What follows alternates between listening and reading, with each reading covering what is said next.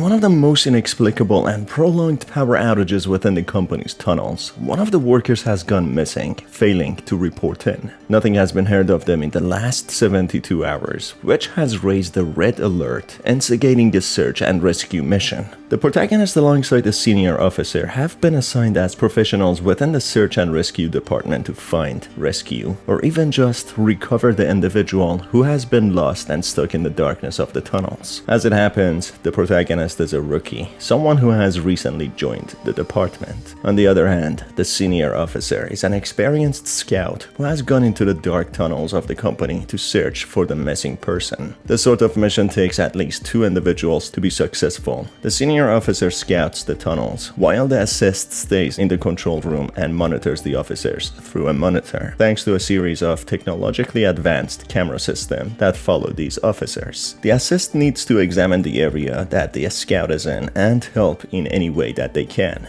That's when the officer asks the assist to activate backup lights in the area. I'll scout out for the missing person in these tunnels, but you'll need to assist me on your end.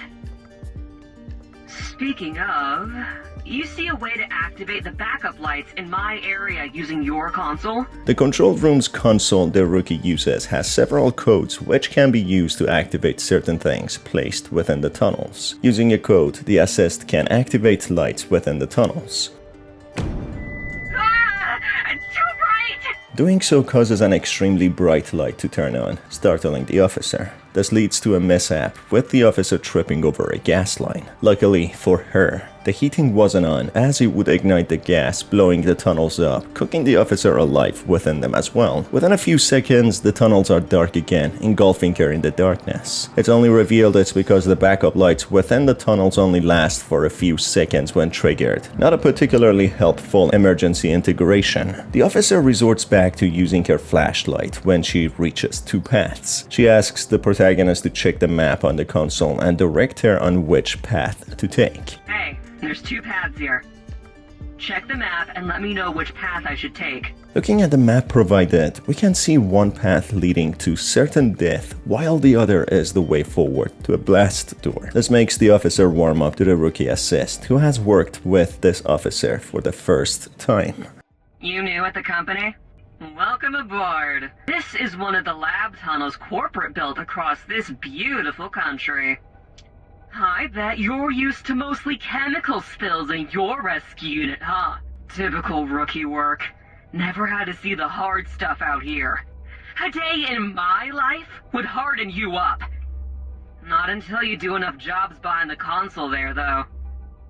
Ain't nobody gonna trust a newbie out in the field. The officer goes on a rant with a typical veteran, hardened, tough-skinned attitude, bragging and boasting about how difficult and hard her field of expertise and work is compared to the protagonist. She goes on bashing the protagonist for the possible field that she usually is assigned for, which she assumes to be chemical spells, while at the same time she tries to make her own level of expertise sound higher and less forgiving, that a day in her job would make the protagonist get hardened up. You know, the typical nonsense pep talk that helps nobody from people who have worked maybe a few days more. Anyway, after this unnecessary, annoying long pep talk from somebody who clearly doesn't like her job or other people, she finally says something important, that she's approaching a blast door unit. After instructing the protagonist to open the blast door, the protagonist does so, allowing the officer to pass through, locating her with a new camera. These doors are programmed to automatically close after a while. So make sure you reopen them when I'm on my way back up. On the other side of the blast door, the officer does what she thinks to be her best face and way of making friends, going on another long rant about how everything is so terrible within the company, taking from the heating system that she simply complains about without giving any good reason, the lighting system and power outages, and the blast doors, which she explains to be the cheapest models barely capable of trapping any gas leakage. These tunnels are supposed to be new, and yet here we are trudging through another power outage. Look at the model of these blast doors. I don't even know if it can prevent a gas leakage. The manual release on it is already finicky, and the heating units in these systems, ugh, don't get me started. The model 1971 is one of the cheapest units yet. They still haven't figured out how to prevent them from being a fire hazard. She complains some more about the techs in the office and goes on ranting some more. But at the same time, she raises some noticeable concerns about the safety risks on how the doors could be flammable. Shh! I heard someone. That's when she notices someone in the dark. She calls out to the person, trying to get their attention. No matter what, they don't respond. Thinking this might be the missing person, the officer goes to the person, getting out of the sight of the camera. You! I see you! I'm here to help! What are you doing? Get off of me! Somebody help!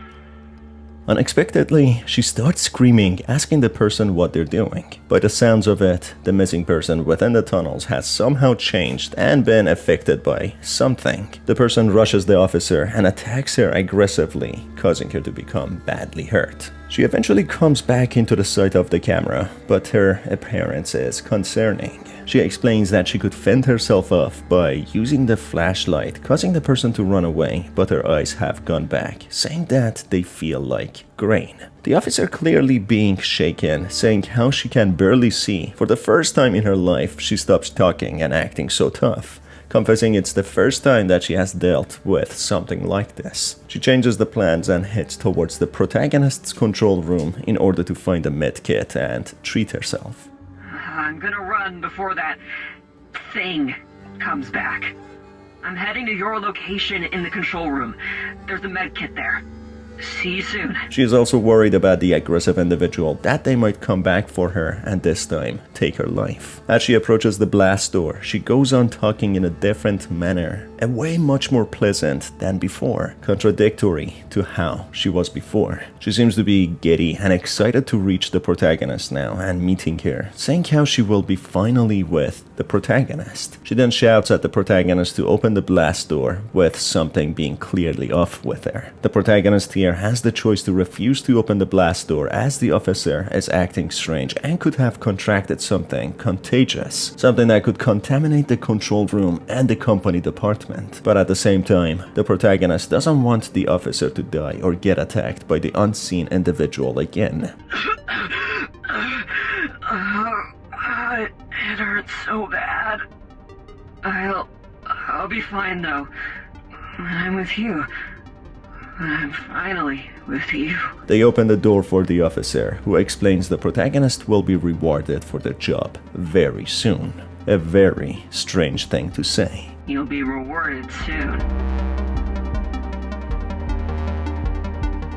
It doesn't take long before the officer reaches the control room, as the blast door was the only thing stopping the officer from getting to the control room. That's when the rookie hears the door open, with a menacing voice coming from the back. It's so great to see you face to face, rookie. She can't recognize the voice, but at the same time it sounds off. That's when the rookie turns around to see the officer transformed into an infected monster, attacking them and killing them right there and then. It's unveiled after the power outage. Something sinister must have happened. Maybe an experimental chemical spillage, maybe a monster or a prehistoric parasite which caused the missing person become a monster. The officer contracted the same parasite through the other missing person after being scratched, bitten, or even through airborne means. Either way, there's a contagion on the loose, and the tunnels must be quarantined until this parasite is fully destroyed. On the other hand, if the rookie refuses to open the blast door, knowing from the guidebooks and manuals what to do in these situations, the officer starts having a breakdown, begging the rookie to open the door. She keeps on pleading and begging, with her condition getting worse and worse, visible through her eyes oozing out a black substance. The flashlight is turned off, and the rookie can only hear the officer's voice now. Rookie, what are you doing? Please. That thing, it's still out there. Don't leave me with that thing. Please, get me out. Oh. Guess the jig's up. You haven't been talking to your colleague for a teeny bit. I'm liking this new vessel. The other one was far too old. And this one knows so much. Those delicious memories. Such as how to unlock this door manually. That's when she unveils that she has been playing games with the rookie and she has been trying to breach the blast door. You've only bought a couple minutes, rookie. Looking like a fine cat yourself. Stay put! I want to see you! It seems to be some sort of a paranormal entity trapped within rocks from thousands or millions of years ago until the company started digging these tunnels, possibly for extracting resources. That's when there's a power outage, possibly by this entity, ending up with the search and rescue team to be lured there. This ancient entity operates through using vessels. As far as we know, it can possess and inhabit a human, but it might even go further into animals' bodies. It seems to have been trapped in the tunnels or caves for a long time until it managed to possess the body of an old staff member working in the tunnels. After that, it needed to lure another person it would use to go through the blast door. Lucky for this entity, it possesses the body of a senior officer who knows how to even open a blast door manually, alongside much more intel and information on so many other things. And as the parasite possesses the body, it also inherits the memories. Surely, this entity will benefit from using the officer's body to a great extent. This entity then soon threatens the rookie that they are cooked as it is coming for them. All they did by locking the blast door was saving themselves a few minutes. In this ending, we get a similar outcome. The rookie has a few short minutes to figure a way out. If not, they will surely die. The entity manages to open the blast door, being too fast for the cameras to even track her. Within seconds, she reaches the control room and kills the rookie. In another turn of events, there is a way we can actually get rid of this entity. Thanks to the flaws and safety risks of the tunnels and mismanagement of the company, we can use that against the entity. Activating the heating system and the lights after the blast door, it causes the entity to trip, being startled by the bright lights, tripping over the gas line, which leads to a massive explosion. It slowly loses its life, being trapped in the vessel.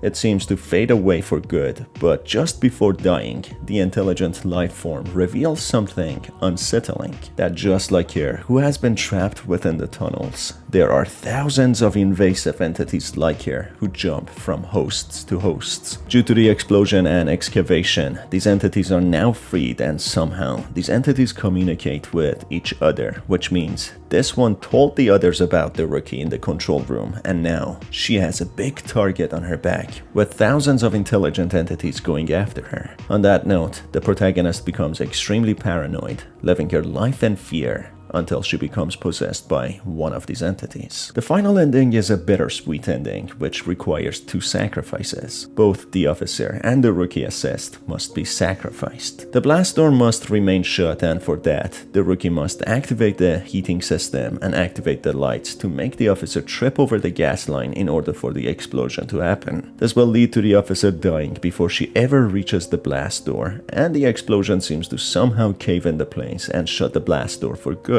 including the entity within it. It's uncertain if the company will continue on re-excavating these tunnels, but something might suggest otherwise. The accident in the workplace and the death of the officer leads to the rookie being placed in the court and tried for murder, which leads to her being put away, getting severely punished. This also marks a historical landmark in tunnel safety, which could possibly mean the company would suffer the consequences as well and get forcefully shut down, meaning there won't be any excavation in the same tunnels anytime soon. So this might be the best ending, but at the cost of two sacrifices. There's also a mini ending which involves the rookie directing the officer to the wrong path, which is the garbage disposal, being a massive trash pit which plummets the officer down, killing her instantly.